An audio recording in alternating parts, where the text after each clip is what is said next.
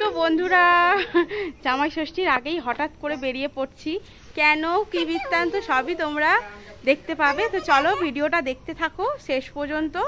তো চলো আমরা গিয়ে তোমাদের সঙ্গে কথা বলবো। এই দেখো অনুও রেডি।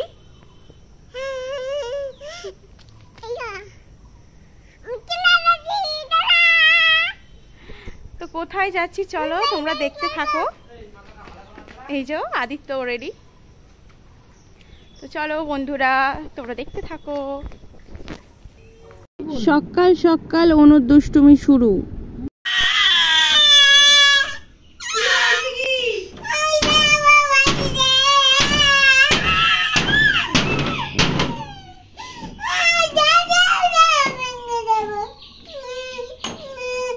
একটু শান্তিতে টয়লেটেও যেতে পারি না, এমন পরিস্থিতি আমার। তো সকাল সকাল রান্না করে নিয়েছি। তো আজকে যেহেতু বেরোতে হবে সেই জন্য আমি প্রথমে জানতাম না, তো আপনাদের দাদা এসে বলল যে চলো কালকে যখন যেতে হবে তাহলে আজকেরই বেরিয়ে পড়ি, সকাল সকাল বেরিয়ে পড়ি, আবার তাড়াতাড়ি তাহলে চলে যাব, না তো কালকের প্রচুর রোদ পড়বে, এত রোদ দূরে যাওয়া যাবে না, তো চলো আজকেই চলে যাই। সেই জন্য তাড়াতাড়ি করে খাওয়া দাওয়া করে আবার রেডি হয়ে নিলাম। তো আজকে রান্না করেছিলাম বেগুন ভাজা, কুঁদরি ভাজা আর ডিমের তরকারি, ভেন্ডি সর্ষে। তো দেখো আমি ঝটফট এবার রেডি হয়ে নিচ্ছি।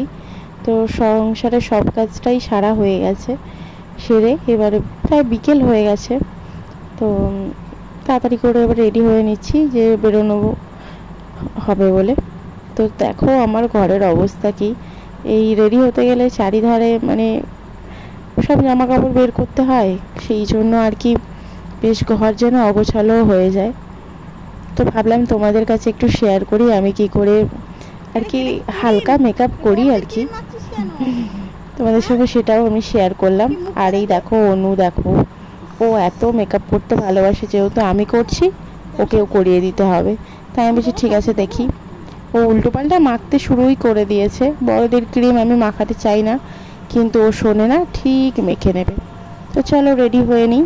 তো সবাই মিলে রেডি হয়ে চলো আমরা বেরিয়ে পড়ছি, তোমাদের একেবারে ওখানে গিয়েই দেখা হবে।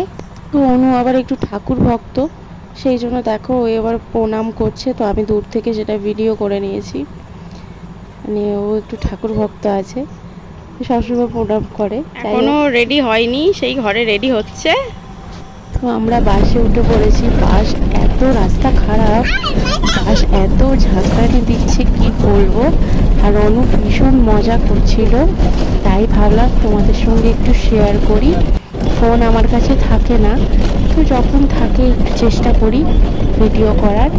তো আপনাদের দাদা আর কি রেগে যাচ্ছিল যে হ্যাঁ যেখানে সেখানে ভিডিও করা, তো সেই জন্য বকছিল বলে আমি ওকেও একটু ভিডিওতে তুলে নিলাম। কিন্তু যাই হোক ও তখন একটু হেসে ফেলেছে।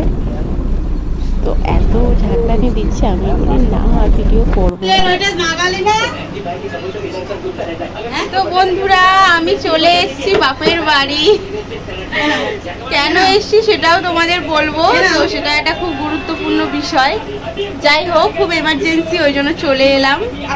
তো খুব টায়ার্ড লাগছিল বাসে এসে, আমার খুব কষ্ট হচ্ছিল, মাথাটা এখনো ঘুরছে যেন, এত গরম পড়েছে আজকে কি বলবো।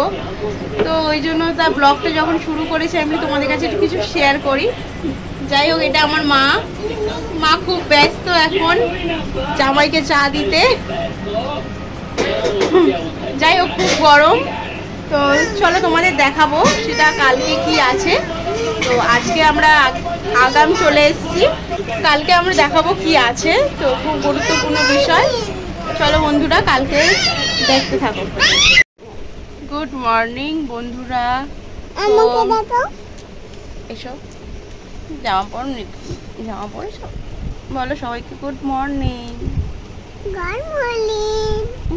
মুখটা ধুয়েছে। তো নিজের বাড়ি এসে একটা অন্যরকমই শান্তি, যেন মুখে যেন একটা গ্লো করছে আর কি। যাই হোক কালকে খুব পরিশ্রম হয়ে গেছিলো, এইটুকুনি রাস্তা আসতে যেন কি কষ্ট হয়ে গেছে, তাই আর ভিডিও করিনি। যাই হোক কিন্তু সকালে উঠে দেখলাম যেন নিজেকে একটা কি বলবো ফ্রেশ লাগছে। আর জানি না কেন তাও যেন নিজের বাড়ি আসলে একটু অন্যরকম হয়ে যায় মেয়েরা, তাই না? সত্যিই কি তাই না? বিয়ে হয়ে গেলেই কি মেয়েদের সব, তাই না?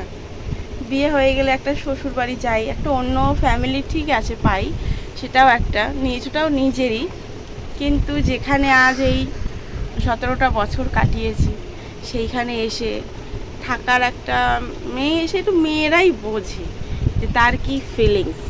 যাই হোক, তো চলো চাটা খেয়ে নিই। বাবা, তো চলো চা খেয়ে নিই এবারে। তাহলে তোমরা খেয়ে নাও। ছেলেকে বসতে পারবে নিয়ে। তো চারিধারে ফ্ল্যাট হয়ে গেছে, এখানে একটু মাঠ মতো রয়েছে। তো দেখো পরিবেশটা যেন কি সুন্দর লাগছে। আদি আর অনু দেখো আইসক্রিম খাচ্ছে বসে। তো একেবারে দুপুরের খাওয়া কমপ্লিট করলাম। ভিডিও বেশি করা হয়নি, যেটুকুনি করেছি তোমাদের সঙ্গে শেয়ার করছি বন্ধুরা। তো চলো দেখতে থাকো। তো অনেক দিন পর মায়ের আদর খাচ্ছি, আবার এমনভাবে তেল ম্যাসাজ করে দিচ্ছে আমার মাথায়। যাই হোক, ম্যাসাজ যখন করছিল আমার তো ঘুম এসে যাচ্ছিল। কি ভালো লাগেই না, তাই না? বিয়ের পরে এমন আদর খেতে কার না ভালো লাগে, তাই না? যাই হোক, একটু পরে অনু রেগে যাবে, ভীষণ রাগ ওর। এই ক্লিনারটা নিয়ে ওর মাথাটা খুলে দিতে বলছিল, আমরা দিচ্ছিলাম না বলে রেগে যাচ্ছিল।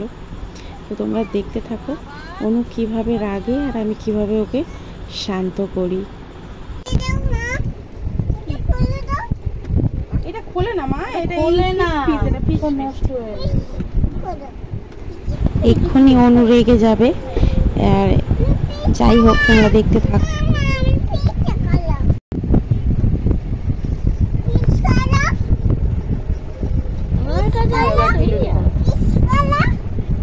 পিস খোলা যাবে না বলেছে, ওটা খোলা যায় না, কথা শোনে না।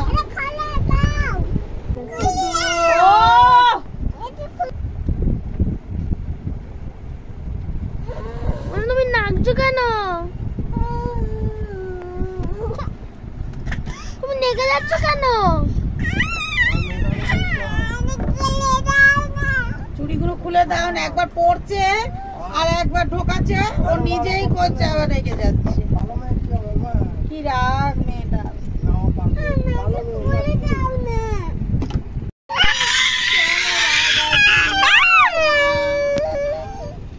ওই ছিঁড়ে দিল, সব ছিঁড়ে দিল।